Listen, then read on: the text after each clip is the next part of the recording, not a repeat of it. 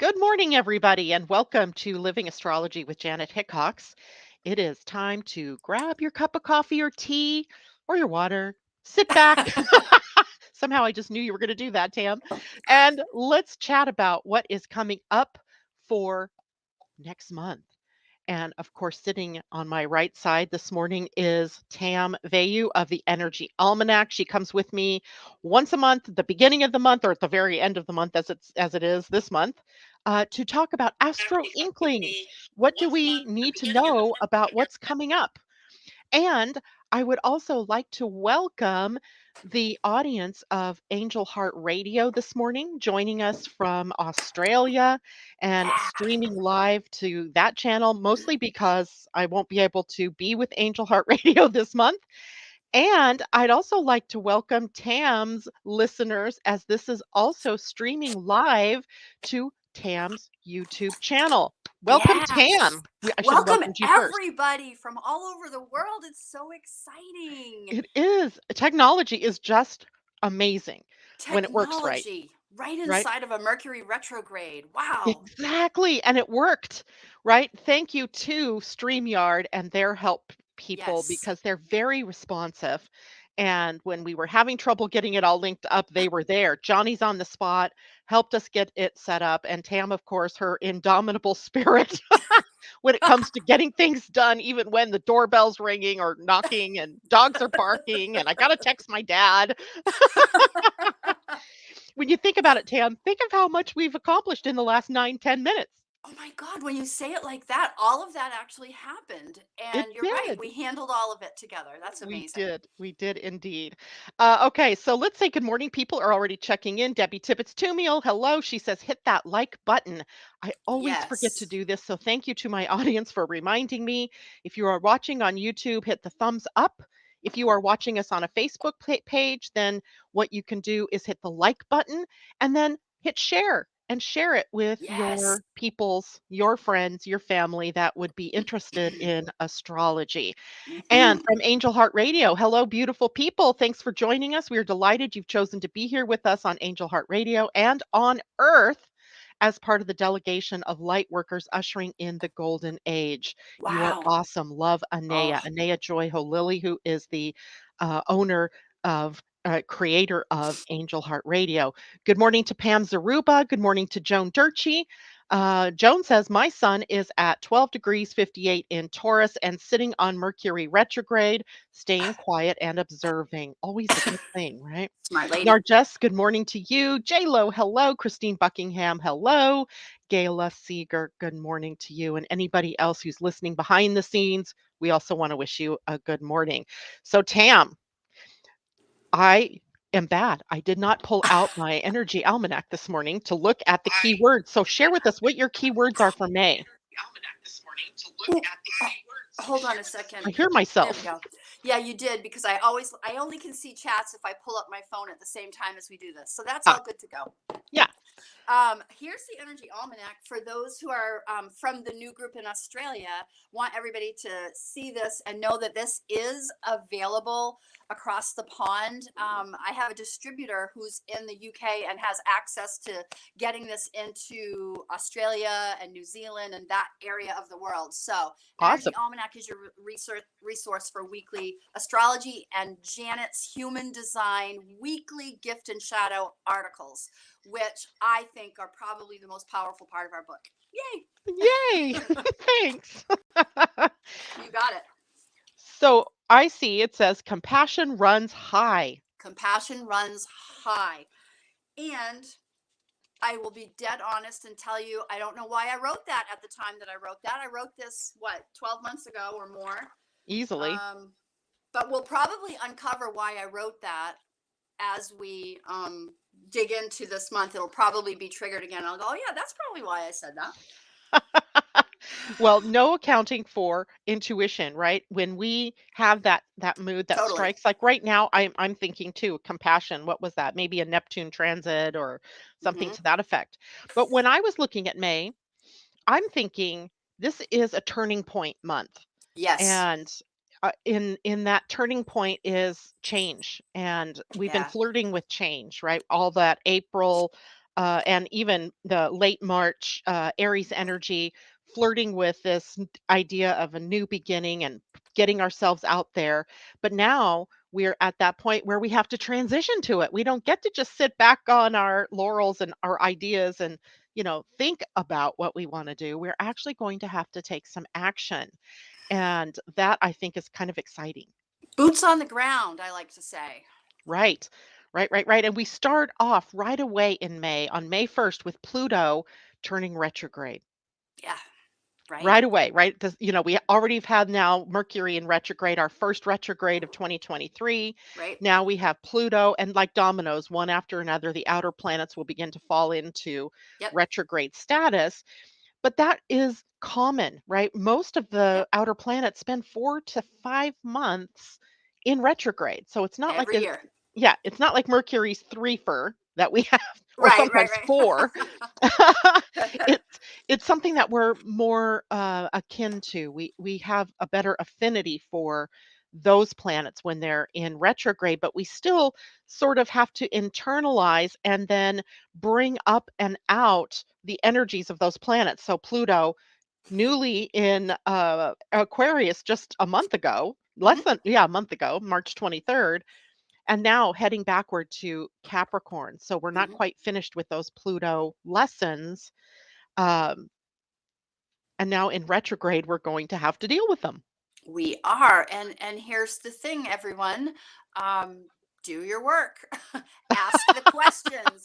I mean, I just feel like too many people just fluff over the retrogrades and don't really actually take the time to go in and ask the questions. What are you noticing with Pluto in Aquarius and group energy, and where are the changes that we need to make? Like, I'm really all about planning, and to me it's like block some time. Take 1 hour during, one, maybe one a week or one a month, like during the retrograde, and ask the questions. And then you get to course correct, because retrogrades are that chance to assimilate information and course correct. Boots on the ground. Definitely, definitely. And that same day as Pluto turns retrograde, Mercury and the Sun form a conjunction. So that tells us it's the halfway point of the retrograde itself. Hmm. And that gives us a time to really tap into what are the new messages that are being delivered to us via Mercury and the conjunction to the Sun. Right. So it's always an interesting time when you see like stacked Yeah. things going on, right? Yeah. There's multiple layers of things that are occurring for us. Hmm. So now, next after that will be May 4th. May the 4th be with May the you. fourth be with you. And Wait, Joan wait. Durkee, that's her birthday. Yeah. That is the birthday of the Energy Almanac. Is it really? May May Friday, May 4th. 4th, Oh my gosh, 2018. that's also my granddaughter's birthday. It's a great day, apparently. It's a great day in the cosmos. It's a great day in the cosmos, and it happens to be a fairly busy day with Venus in a square to Neptune Hmm. and Venus also in a sextile to Jupiter. So it's a Venus kind of day, Very Venus day. a very Venus day, and it's in black on my map, which means Oh, it's not necessarily good and it's not right. necessarily trying. Even a square from Venus to another planet, especially one like Neptune, can be sort of it has a high side, right? That I mean, Mm-hmm. everything has a high and a low, but this can be a really good time to kind of maneuver into unconditional love, Mm, non-judgment, being more mm. spiritual, um, actually walking your spiritual talk. That's what I was thinking about. Yes, nice. Yeah. Yeah, and it's a good prelude because the next day is the lunar eclipse. Here we go. Yeah, what do you think about the lunar eclipse, Tam? For me, I'm looking at what might be revealed or uncovered under the eclipse, being it's in Scorpio, and really about the mystery and all that. And I do feel like, societally we are fighting to uncover stuff right now. So much is being revealed, and I wonder if there's a bigger reveal yet to come once the eclipse sort of occurs. Yeah, quite possible, and you're right. I just happened to think, like, even just what, 1 or 2 it was probably 2 weeks ago when some, important, uh, covered energy pictures, whatever the information was that came out about America's spying. Yeah. was revealed. Right. And I didn't follow it at that time, so I'm not sure exactly all that was revealed, but, maybe that's a prelude, you're right, to the eclipse energy. And Scorpio's kinda tricky here. Right. It's at Degrees. 1458 Yep. of Yep. Scorpio, so almost to 15 degrees, which means that those of you out there listening who have planets between 10 and 20 degrees of the fixed signs, our fixed signs are Taurus, Scorpio, Leo, and Aquarius. So if you have planets in those signs between 10 and 20 degrees, you're going to get impacted by this eclipse, right?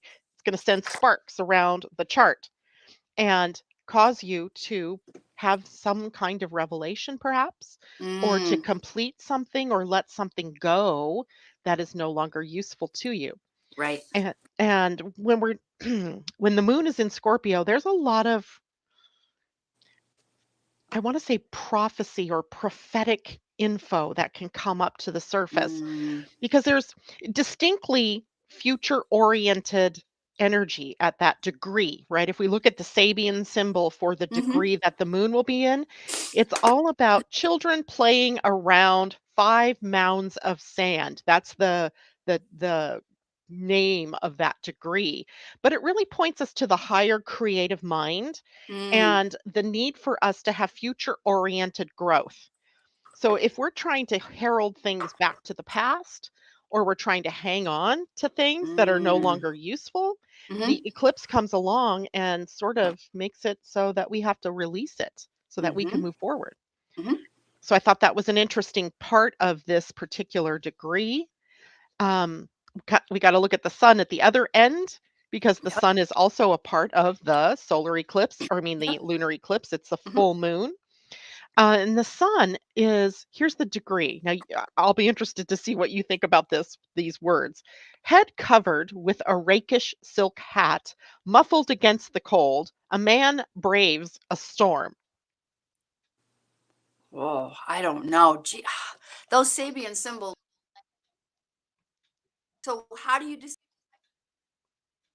Whoop, You popped out. You went to another dimension. I sure did because I didn't get it. I didn't understand that messaging about the Sabian symbol. So how do you Yeah. decode that? Well, of course, in if you read the Sabian symbol and underneath it, he goes into an explanation about what it means.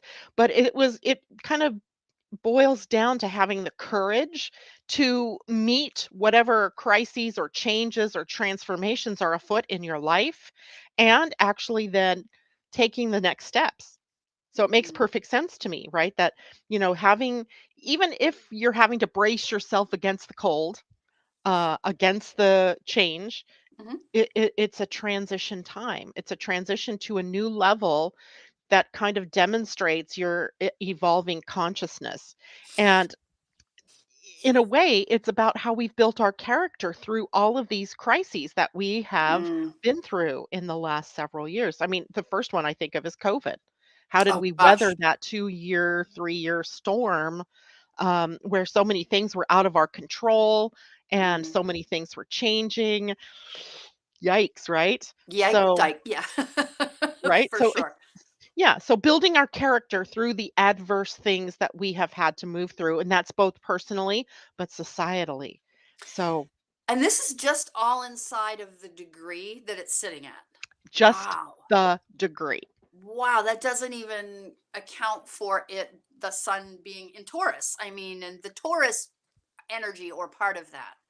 Yeah, but Wow. we could look at it like that. We could say, okay, the moon in Scorpio is possibly leading us to the emotional baggage that we're holding on to that isn't serving Sure. us, right? Yes. And the releasing of that baggage, whether Mhm, it is emotional grievance around your relationships, or is it something about holding on to old thinking patterns, whatever it mhm, is, it's time to release what no longer suits. But the sun in Taurus also wants us to keep our lives simple, go back mm, to the basics, right. be in nature, be in the senses. Like, what are you sensing? Mhm. So it to me, it's a pretty interesting place to have the eclipse. And when you look, I'm going to show the chart, you guys, but I wrote all over it, so it might be hard to see. But I want you to look Wow. at the part that's highlighted up at the top is Taurus, right? So this is where the sun is. And here we have the midheaven of the chart, but we also have Uranus, the sun, Mercury, and the north node. Wow. And then down here, our lone little moon holding Mm, the tension for all wow. of that Taurus energy. Wow. So it's an interesting thing to look at, It right? What is. is It the is. tension? And there's this the stellium in Taurus at that time. So Mm-hmm. even though they're not all right at 14 or 15 degrees, the stellium brings the power to Mm-hmm. Taurus and Right. the moon changing our emotional field in response. I like response better Mm-hmm. to the changing circumstances in our lives. So it's a big one. It is a big one. It is a Hmm. big one. Tell me about the word penumbral. Good God, that's an astronomical term. It is. So what's the Yeah. point? Why do we label this moon with that? I think because it tells us the character of the eclipse from the astronomical point of view. Like I have it Oh, down as an annular lunar eclipse, which means that the sun isn't completely covered by the moon, right? Then we okay. see sort Yep. of the ring of the sun around it. Penumbral, I think, happens when it's a partial lunar eclipse where it's not Okay. completely, it's like, a bite taken out of the sun or a bite, uh, that we see from our point of view. Of course, you should Okay. never be looking at the sun Right. without Right.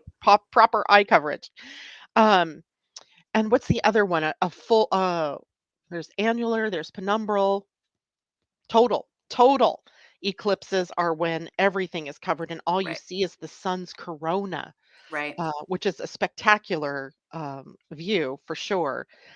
So as an astrological point, though, it doesn't make much difference. An eclipse is an Okay. eclipse is an eclipse, Yep. right?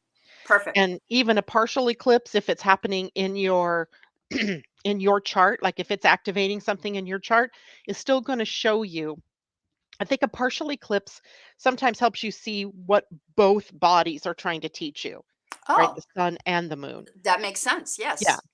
Where one or the other, whether it's total solar eclipse or an annular lunar eclipse, kind of gives you like one's blocking out the light of the sun so that you can be more inward and more Inward. focused and introverted wise.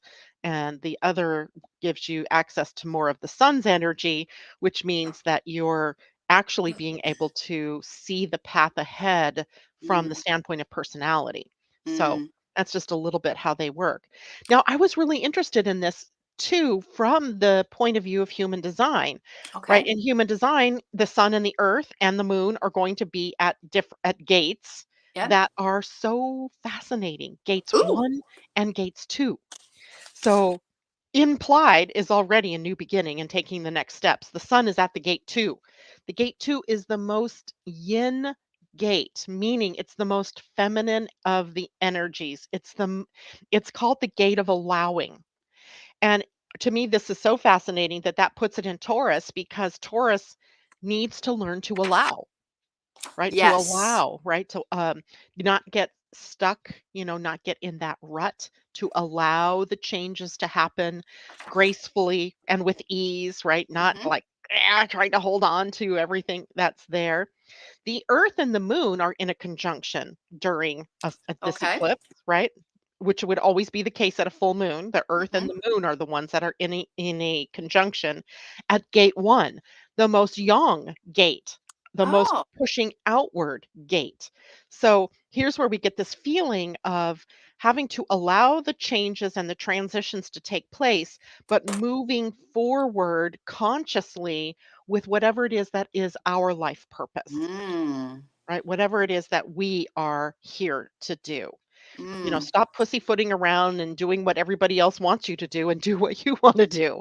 Seems to be the underlying message so that Mm. we can move forward. It's kind of cool, Very cool. I would like us to say to the audience, everybody want, how does this apply to me? Everybody should look at their chart and look for, I want to make sure we get it right, 14 degrees of Scorpio, right? 1458.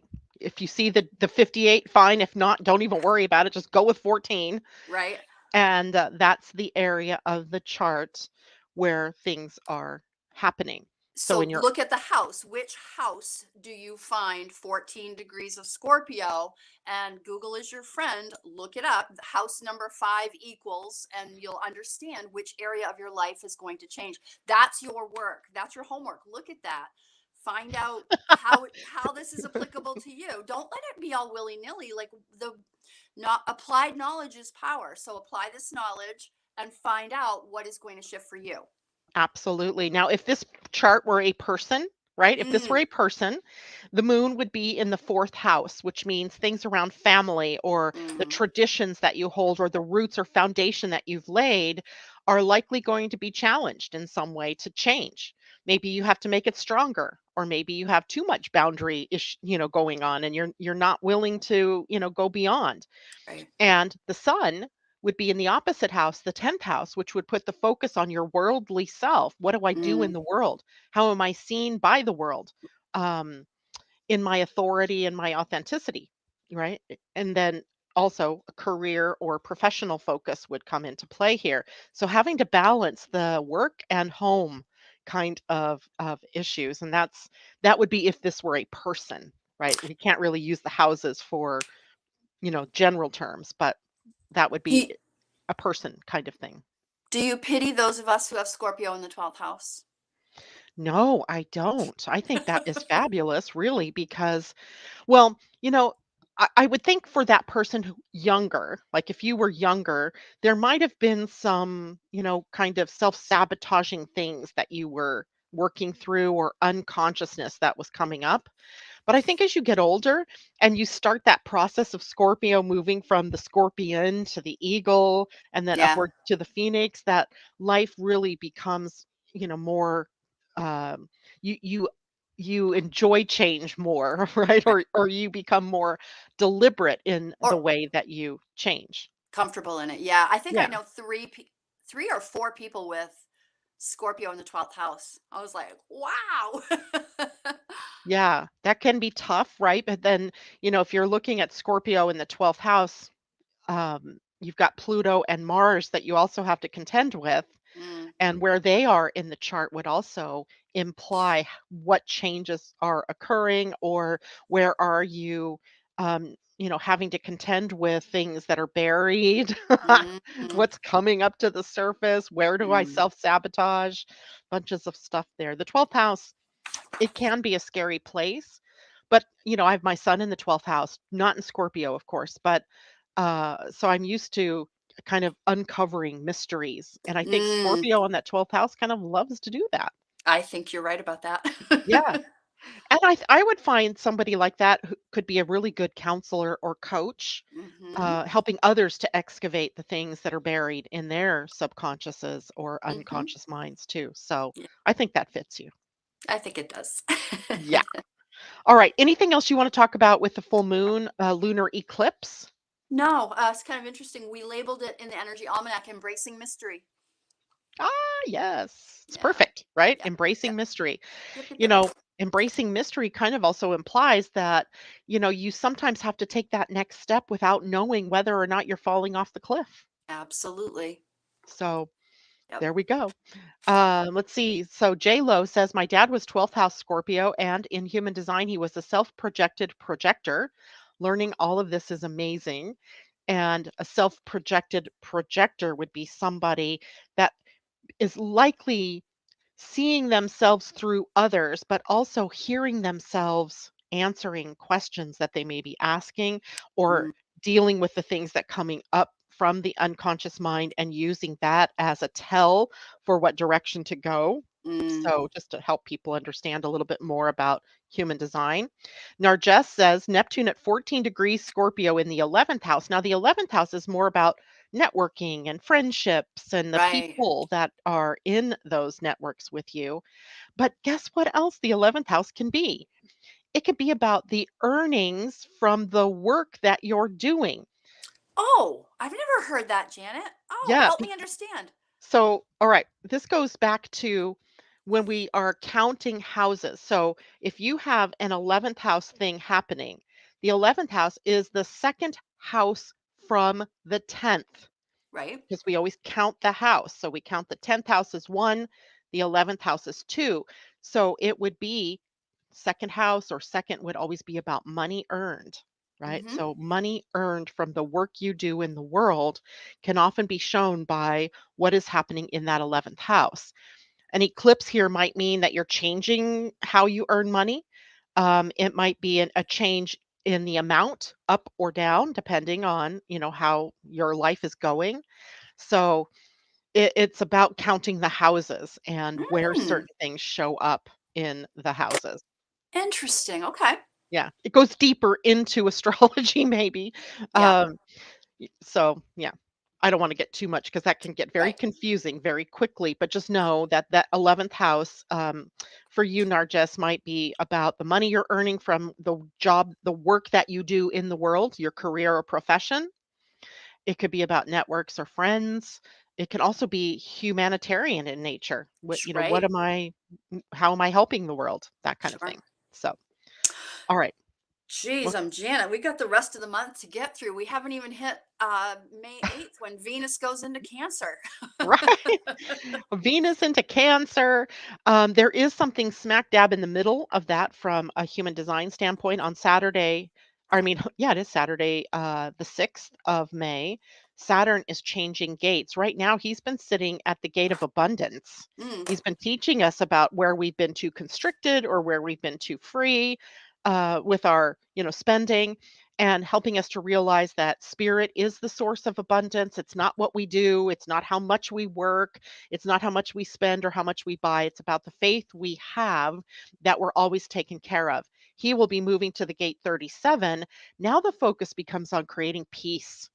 That'll be mm, interesting to see how Saturn is going to play that out in the world. wow. Yeah. Love it. And then Venus moves into Cancer. And Venus in Cancer, tell us about that. Well, Venus in Cancer, like I'm thinking super high emotions, lots of snuggly snuggly. I feel like emotions run high and passion runs high. And that nurturing family relationships is going to be well, that's what's going to be abundant. That's, we'll have this need to take care of each other, I think. Yeah, feed, clothe, cook, Yes, yes. Oh, my favorite nurture. things. Yeah. Yeah, yeah, yeah. So, Venus in Cancer reminds me of the Great Mother. Yes, the great mother. Yeah. um in my work, like I teach basic astrology, and I use the characters, right? So Venus is Marilyn Monroe, Oh, good. and Cancer is the costume, the outfit is a fluffy bathrobe with little bunny rabbit slippers and a box of tissue, right? It's Oh, I home, love it. it's nurturing, it's comfort, it's high emotion. Put Marilyn Monroe in a fluffy bathrobe and bunny slippers, right? Mhm. She's staying home, taking care of the family. That's her new job. I Um, love it. that's how I help people to understand. It really works for my people who are like just want to dip their toe in astrology. It's a good way to do it. Yeah, I like that. I probably would have dressed her in Betty Crocker gear and put her in the Betty kitchen with Crocker a rolling works. pin in her hand or Yep. something, and she's feeding this horde of people in her house. Yep. Yep. I love it. I love it. So any of those work. Yep. But remember too that Venus in Cancer is going to be somewhat protective Yes. of the Protective. people in her life and Yep. sometimes take on the responsibility that isn't correct for her or him, Mm. right? It's a her, him. It could be anyone. So we'll have to watch for that, right? Where are Mm-hmm. we mothering rather than just Yes. taking care of in a nurturing sort of way? And I think she is actually in, yep, she's in Cancer the whole rest of the month. She Yes. must change early the following month into the next sign. So she'll be in, oh, that's right, in June she enters Leo. Leo. Oh, Yeah. whoa, whoa, whoa, whoa, whoa. Can't wait for next month to talk about that. Um, Now on the 9th, the sun is in a conjunction to Uranus, Yes. however you want to name it. What a day for inspiration and Right. creativity. God, I Yes. love it. Now get this, that the very same day Uranus changes gates. Now he doesn't change Oh, gates in human design as often because he's a further out planet. okay. He's been sitting at the gate too with the sun at the eclipse in teaching us about opening up and allowing, being Mm. receptive, right? Being open. And now he's changing to the gate 23, which now says, all right, assimilate everything that you've learned. Let Ooh. it all settle through, right? We've been on a Ooh. high energy of change and just, you Yes. know, stuff happening. That Now let it simmer in. you're saying that is going to happen on the 9th. On the 9th, Uranus moves into I'm 23. highlighting that day. That's really interesting to me. I love the idea. So that how long will it be in that gate, do you think? Here, I'll tell you. All right. Not all that long. I think he does move back fairly quickly. Let's see. Uranus is at 23 through June. Okay, through June. So Through this no, here's through July. I'm turning pages and through August and all through September and all through October. wow. Oh, and all through November. Does he end the year here? He does. So for the rest of the year, we're at Okay. 23. So Now here's we'll have to talk deeper about that because it's huge. oh, okay. So we can do that. I'll try to reserve questions around that topic if you and I were to have a discussion online.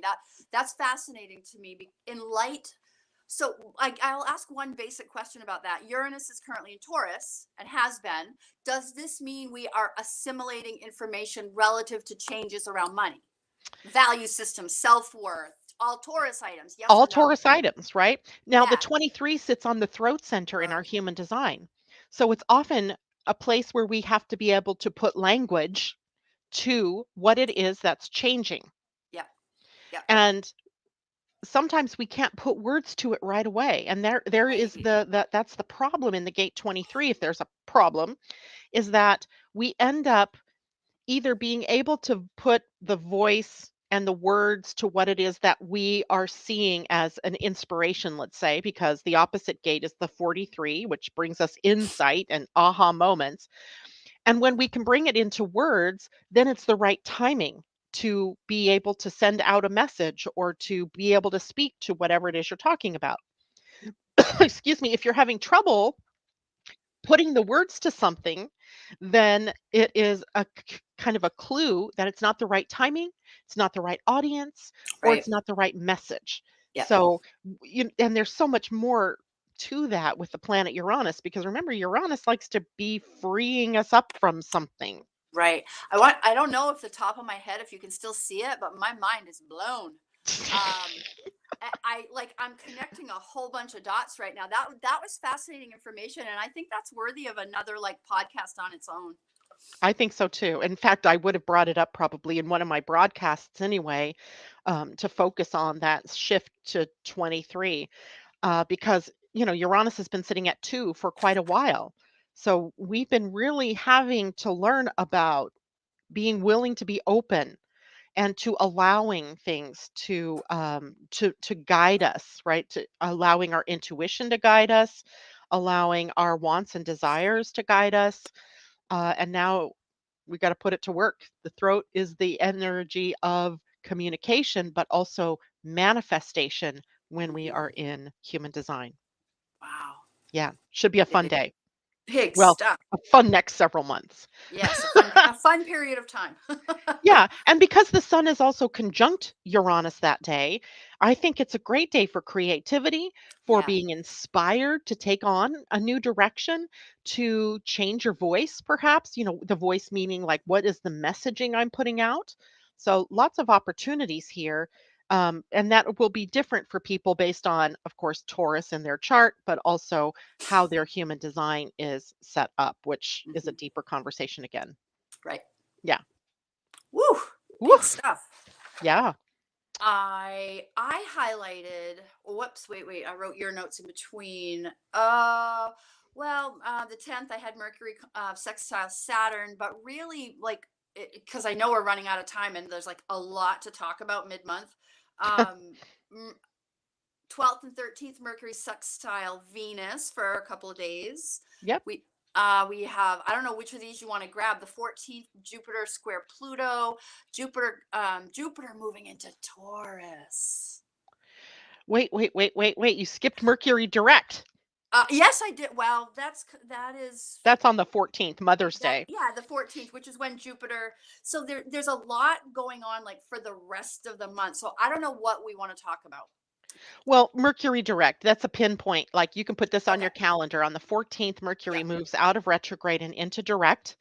Now, he does not clear the shadow zone until May 31st. So we Right. have the wobbly period from the 14th of May to the 31st of May.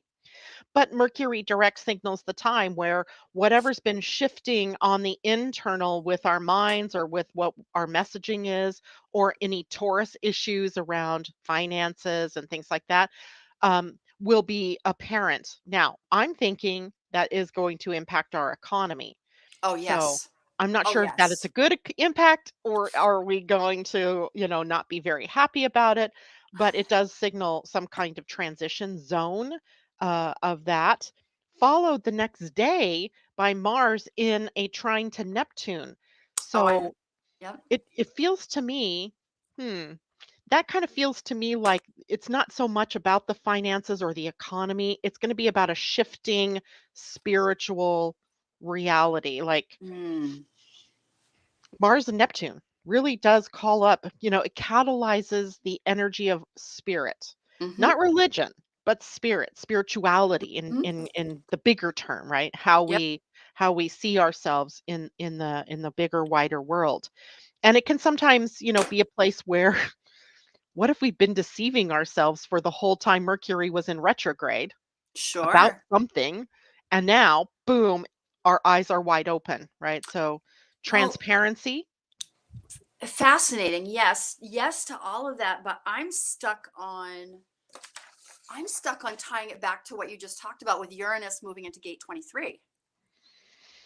Because let's see, what were you talking about? Mercury retrograde in Taurus, The value systems, messenger. resources, Taurus, being in Taurus, Uranus in Taurus, now gate 23, like assimilating information from changes that happened during retrograde or realizations that happened during the retrograde. Like, I'm like, boom, this is such a big time period, I think. It's a big day, it's a big time period, and Yeah, this is why I think May is this transition month, right? it Where is. It it's totally really the is. pivot Yeah. where, it's like, "Oh, I And should have had a hello. V8." And just Right? look what's going on in the economy too. Yeah, I mean, I just read yesterday about a couple of major banks that failed and the Fed is going to take them over. Like the economy is on a wobble in a really really big way. yeah. And it's just going to be so fascinating to watch how this plays out. And then you have people in the background, people not necessarily from this country saying that we're due for another world war. I read that Right. article and I mean, Right. it just gave me shivers because, Yes. it's not long before Uranus moves into Gemini. And every time Uranus goes into Gemini, we have some kind of conflict, whether it was the American Revolution, the Civil War, World War II, yowza. But And it all isn't begins with some trigger point at the end of Taurus. that is fascinating, but isn't that for a couple years away? It's Uranus still a is. couple years away, Yeah. Yeah. but when you start to hear people talking that way, what we speak to is what we freaking create. Absolutely. So I Go want to erase Taurus. his words and say, "Don't Cancel, cancel, even." cancel. Right? So it's going to be up to all of us. Here's the big lesson I think that we've learned or are learning with this Taurus energy is that we're the creators. Yes. We're the manifestors. So if we're putting power behind words, assimilation, remember, is about words and on the throat center. So whatever we're putting into words, not just thoughts, thoughts are the precursor to creation. It's the words that you say that are the ones that create. So what are we saying? Right? Are we going to start talking about World War III or no, I don't think we want to do that. I think we want to be talking about how can we create peace? Saturn at the gate of peace. Yes, Saturn at the gate of peace. You're right on, and I'm just reminded it's in the Bible that we speak into reality. We do. God said, God "Let there said, be light," and there was, "Let there right? be That's light," and this there was. Oh, yeah. that brings tears to my eyes. Wow, Yeah, I it love really that. puts us right in the driver's seat of creation. So what do Yes, we want to create? Well, I want to create peace. me I too. want to create a way for us to solve our problems without going to war. right. or I, going into this ugly, thing. we need to start looking at Uranus and Gemini and what are the positive aspects that can occur and how can we break the chain of, Yeah. right? Yeah, I think it comes right down to communication. Right? Gemini. Ah, It's yes, communication right, and the right, mind, changing minds. What if we all just said, "You know what? War is old. It's a thing of the past. right. How could we solve our problems?" Now, of course, the planet itself is always in duality, so we are always going to have those crazy loud voices of, that are angry or upset or, want their way versus, what the mainstream is. And when I say mainstream, I'm not talking about that politically. I'm saying the bulk Yep, of the planet, right, right. of the energies. But how can we create a better place? How can we choose, right? Choosing is the thing. We have to choose it. Oh, amazing. Wow. Mm. Janet, And then we have, Jupiter moves into Taurus, and then Jupiter moves into Taurus. right? Adding to this idea of growing through, how resources are always a part, when we go to war, often it's about resources. Why do you think Russia invaded Ukraine? If we look at it, there's got to be a resource. Maybe it's fuel, maybe it's, natural gas, maybe it's just an access to ports of You call. made me cry. You Aw. evil woman. Jeez, I'm not usually the one that does that in this way. um, but it gives us this idea of, what are we going to speak into existence now? What are we going to create from here? and And Jupiter expanding and magnifying what we speak into existence, right? yeah, And exactly. a more hopeful and optimistic voice, typically with Jupiter bringing that flavor of optimism to the table. Yeah, Um, exactly. And giving us the opportunity to cultivate the seeds that we planted with that Aries energy just the month previous. right. So it really begins a 1 year process now. He spends 1 year from Yes. May 16th to I think the 25th of next year, of May, Hmm. in this sign. And that gives us plenty of time to build for our futures, right? To sit down and actually uh, create from a place of consciousness, Yeah. not just unconsciousness. So Hmm. it'll be really a fascinating year. So wherever Taurus is in your chart, it's still going to be activated by this, in this case, Uranus there, also Jupiter. Now, Jupiter and Uranus do not conjunct this year. They don't come into the conjunction until next year, but that's a big boom of a day. Oh, yes. Yes. I do have that highlighted for 2024 Energy Almanac. Yeah, and what I want people to watch out for, and this is the bigger picture, not just, in your own personal life, but the bigger picture, look out for new sources of fuel, new resources, Hmm. that are available. The transition away perhaps from fossil fuels into, wind or water or um, God help us, they're close to nuclear fusion.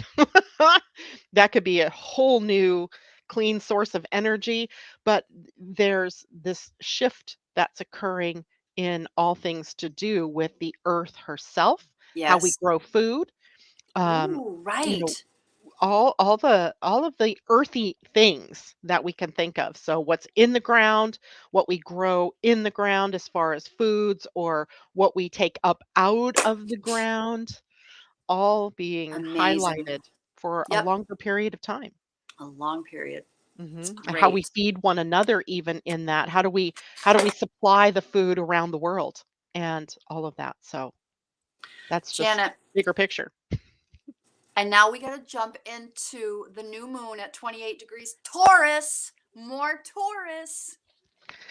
Yeah, I actually drew up the chart for the new moon too. And I was looking at, the new moon is happening and causes that whole stellium to light up, right? So at that point, we have Jupiter at 0 degrees of Taurus, and then the new moon is occurring at like 28 degrees something or another of Yep. Taurus. So it's, toward the other end. In between, we have the North Node, we have Mercury, we have Uranus. So that house, wherever it is in your chart, highly activated, right? Highly activated with the lowly south node holding sort of the opposition point. It's not quite an opposition. It's more like a well, yeah, it's an opposition. Let's call it that. So the past biting us in the rear end if we don't move forward with the new Mm. moon. Ooh, It's don't be bit on the bottom. don't be bit on the bottom. Move, right? Change, morph in a conscious way. Don't what we don't like as humans is when change is thrust upon us. And Right. this is looking like change thrust upon us because we haven't had the will or the energy or the what will. I think it's all about will to do it, to make the Mm, changes. So mm, be conscious about, well, what part of me is still reluctantly holding on to the past. It's the south node that's at the very end, well, the very beginning, but the end of its transit through Scorpio. mhm, So it's, the excess baggage. Let's dump it, right? Let's go on. Now, the other planets that are involved is a sextile from the new moon and to Neptune and also to Mars. They're both sextiles. Um, and Mars. Okay. 30, 60. Yeah, because Mars will be at 29 degrees of Cancer, Neptune at 27 degrees of Pisces. Okay. So close enough to 28 degrees, right? One's on one side, one's on the other. Yet we need to pay attention. So we're needing to pay attention to where Mars is showing us in Cancer. Venus will still be in Cancer at Mhm. that point in time, showing us, where have we been too protective? Where are we being too defensive? Where are we still building walls? Remember when we had the discussion about Saturn moving into Pisces and it was about bringing down walls, and the Mm, biggest walls were fear, mm. right? Mars at 29 degrees may still be trying to protect itself from something, Ah, right? Some kind of enemy. What have we made sure. an enemy? Mm. And Cancer, being emotional, does all it can to try to guard itself right from that. Right. So That we'll be shell. dealing with that. And then Neptune at the end of Pisces, Neptune rules Pisces. So Mhm. taking the higher road, looking at it from the higher spiritual standpoint or point of view, Mm. it's full of potential. I kind of really like this new moon. I do It too. seems very much pointing us in a direction. Yes. I agree with you, and we named it "Planning Your Path" for this Ah, moon, and Taurus being loving order, right, and being practical. I think can add to your strategy for working with this moon energy, in yeah. my opinion. And because now there's so much going on in Taurus, it is Yeah, really so us much. needing to disrupt our comfort zones, pushing us Yes. almost if we Yeah. don't do it on our own to Yeah. move in a new direction. So, or to release something that isn't Wow. serving. It's a big releasing sort of time, but it It really is is. movement that we're having to keep up with. I just realized too that that day, uh, that Mercury and Saturn will be in a sextile. Now, Mercury and Saturn work well together. I like those two together because they help us focus and they help our minds to see things in a more planned or deliberate way. So that's also a part of this new moon, being able to see maybe clearly the focus that you need to have in order to make those changes in your life. Hence planning your path under this new moon. Now you know where you got that one, right? Yes. Um, and then let's see, is there anything? So Jupiter is at 0 degrees of Taurus, and Pluto is at 0 degrees of Aquarius. So Oh. we have a trine. Is that a trine? That would be 30, 60, 90. We have a square, Jupiter Pluto square. Now, that's going to represent the challenges from the bigger point of view that we have in embracing a future. Mm. Right. If you listen to politics right now, and right, I just want to cross my eyes, but there's a lot of people trying to drag us back to the past Mhm. or to hold us to something or to chain us up. They speak about, oh, freeing us from government, let's say. But what they really want to do is put the power in their own hands in an authoritarian way to make Yes. decisions for Yes. us. And that really bothers me because that's dragging us out of democracy Hmm. more toward that authoritarianism. Right. But we also are sitting here with these two planets in a square taking us, pushing us into a future. I don't know how it is we actually change that dialogue around this subject in our world. And I'll be really interested to see what starts to happen. I think it's going to boil down to Pluto and Aquarius. I think the Mhm. rising of the people in general are what's going to help. I don't like the word overthrow the government, but tame the government. Tame and tamp our government who has taken so much power from the people. That's It's so freaking fascinating. I it mean, I is. just I I find sit it back so sometimes and I'm just fascinating. watching this. And then you watch uprisings in other countries, in the Yes. Sudan right now. And, Oh, it's so Sudan's a it's not just the mess. US. I can only focus on No, it's USA because everywhere. I live It's here. everywhere. Yeah, so I don't know. Yes, usually, those are precursors to war. Yeah, they can be for Yeah. sure. So again, does it rest on our shoulders as individuals to co-create the world we want to live in by focusing on what it is that we desire, not on the rhetoric and not on the confrontation and conflict that's going on. We want to act on peace. Like what brings us Absolutely. And let peace? me let me quantify what I said about Pluto and Aquarius. This isn't Hmm. about uprising like what's going on in Sudan or Venezuela or Paris recently.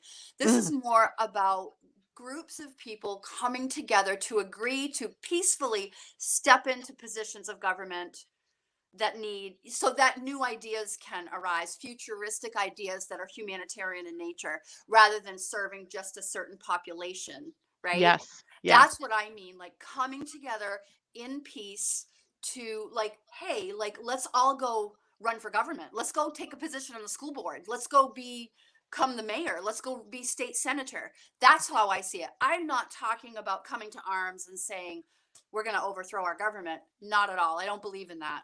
You're right. I'm a Right. Right. We don't need I'm a another insurrection kind of I'm a thing. tree No. hugger. Like yeah, we can all do this in a way that works and we all survive it very well. We move through this time period, but it's tricky because we have to be able to take responsibility for it in Absolutely. some ways. Ev- And that, your vote counts. Your yes. money counts. What are you Yes. buying and spending your money on? Your voice counts. What are you saying? What are you speaking to? How are you sharing of yourself? So big themes, big themes. I mean, it's kind of great to be alive right now because so much of this is teetering on an edge, right? Do we Yeah. go down or do we go up, right? And I Right. think it all, for the first time in human history, it's really up to us as the people, right? Where do we go I from here? agree with that 100%. I Yeah. really, really do. And then we have Mars moving into Leo, a fire sign, a sign of Yeah. self expression, a sign of Yeah. the heart. Um, Mars Mars can sometimes take on that militaristic Yep. kind of feel. Um, I I'm not sure what to think about that one. We'll see how that plays out because also Venus will move into Leo afterwards, right? Mhm. In the next month. Wouldn't you agree that it's probably a time of passionate expression? Yes, there is Passionate that. expression. And if we can keep it there, let's passionately express our point of view without going militaristic, like, right? Can we passionately express our point of view and let the other person respond rather than react? Like, let's practice what we learned with Yeah, some of the recent transits we've been dealing with about becoming responsive, not reactive. right. That's always a big deal.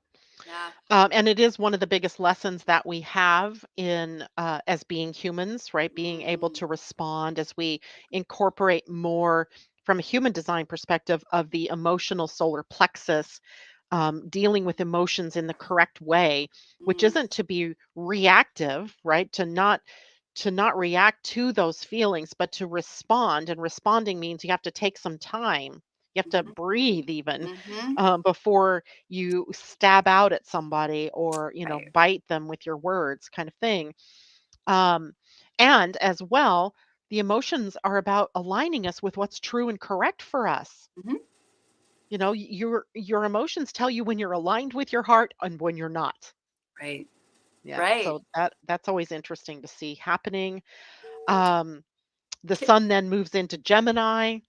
It's that time of year where, there's a lot of things going on, a flurry of activity, a Mhm. lot of potential for conversations and learning things, also teaching things, but also communication and transportation are also a part of this. So we'll see a lot of people, moving around. That day, the sun is trining Pluto and also sextiling Mars. I find it to be a very positive day. Mhm. And interesting that the sun moves into Gemini at 9 minutes after midnight. This is West Coast time. And then the moon is also in Gemini at that time. So we have sun Mm. and moon in the same sign, um, you know, kind of That's not close, interesting. but I have a friend testing on that day for a big, big exam so that she can get a certification. That I would think that would be beneficial for her. I very want to talk beneficial. about the transit of Mars square Jupiter from the 20th through the 25th. That's a hmm long transit, and I'm curious of your take on that one in particular. Well, remember Jupiter's got optimism Right. and it is all growth oriented, and Hmm. Mars is also wanting to take action. Right. So what I can see happening in the square is getting frustrated because of actions that we want to take that maybe we're trying to push ourselves Mm. into rather than just holding and seeing, going with the flow. Um, this is definitely a time where we're going to need to go with the flow and not bump up against the things that we perceive that are stopping us. Oh Now, my a square gosh. can really generate good energy, right? We think Sure. of Yeah. squares as challenging, but they Right. challenge us to move, To to move. do. Right. Yeah. Yep. So I think of it as possibly a day where a lot is possible, including conflict and Yep. confrontation, but Yeah. also, the inspiration and the energy to take the next step. It's a So, 6-day transit. It's a week almost of that transit. yeah. I like your take on that. That's really good. It's really interesting. One of the mantras for May that is inside the Energy Almanac: when I am in flow, everyone benefits. Well, that's a good one right there. And Yeah. when I'm in flow kind of means that I'm not forcing.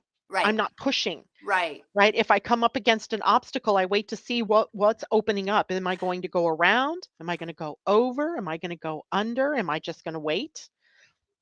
Flow, right? Flow. That's that's a big deal for all of us. And then there's really this blank slate of, those next few days after the exact part of that transit where we can kind of integrate all of the things that are happening. I mean, certainly the moon has transits and so forth, but not any big ones until the 26th, Right. when we then have Venus in a sextile to Uranus, which Yep. to me is all about inspiration in our relationships, right? Maybe meeting someone who really has an impact on your life in some big way. I love Venus when it comes into positive connections with Uranus.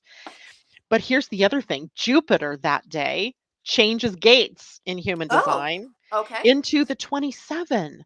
Now, the 27, for those of you who don't know, is really about nurturing. So we move into Mm. an area that the sun has been in, that Mercury went through, and that Uranus went through way back when, that talks about being accountable for the condition that you find yourself in, and then letting other people be accountable for the positions that they're in, the things that they've Oh. created.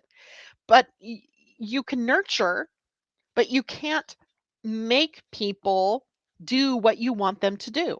Mm. And the only one that you can really be responsible for is your own self. Mm. But it also implies self nurturing, taking care of yourself first. Because if you don't have enough If you are not filled in your cup, you cannot share with other people to the extent that you could possibly do if you had filled your cup first. You cannot pour from an empty cup.